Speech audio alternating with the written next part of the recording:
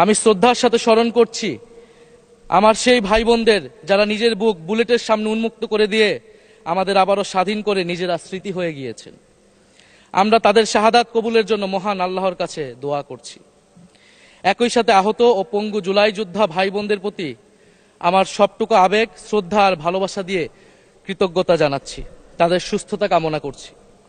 তাদের অমূল্য জীবন, রক্ত আর অপরিসীম ত্যাগের ফলে আমরা আজ সংসদ সদস্য।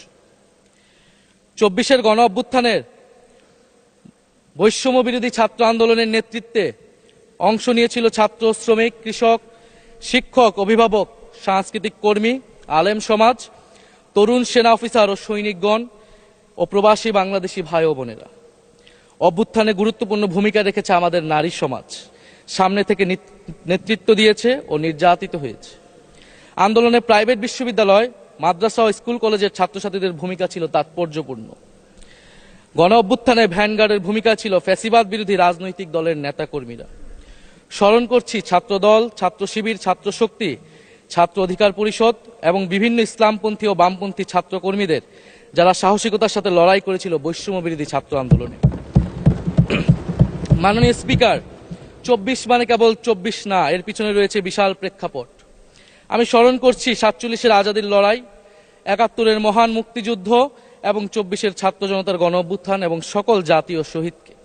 এ সকল ঐতিহাসিক জাতীয় সংগ্রামের ধারাবাহিকতায় আজকের বাংলাদেশ গৌরব নিয়ে দাঁড়িয়ে আছে। স্মরণ করছি পিলখানা হত্যাকাণ্ডের শহীদ, শাপলা হত্যাকাণ্ডের শহীদ, মোদী বিরোধী হত্যাকাণ্ডের শহীদ, ফ্যাসিস্ট আমলে গুম হওয়া ব্যক্তিদের স্মরণ করছি। 18 সালের কোটা সংস্কার আন্দোলন ও নিরাপদ সড়ক আন্দোলনে ছাত্র কিশোরদের অকুতোভয় সাহসকে স্মরণ করছি। স্মরণ করছি আমাদের ভাই শরীফ ওসমান হাদী, যিনি তার সাহসিকতার মাধ্যমে বাংলাদেশকে একটি ইনসাফ ভিত্তিক বাংলাদেশ হিসেবে গড়ে তুলতে চেয়েছিলেন। তিনি আর আমাদের সাথে নাই। আমরা ওসমান হাদী ভাইকে স্মরণ করছি। শহীদ আবরার ফাহাদ ও শহীদ ফেলানী খাতুনকে স্মরণ করছি, যারা ভারতীয় আধিপত্যবাদের বিরুদ্ধে লড়াই করে বাংলাদেশকে আজকের এই জায়গায় নিয়ে এসেছে।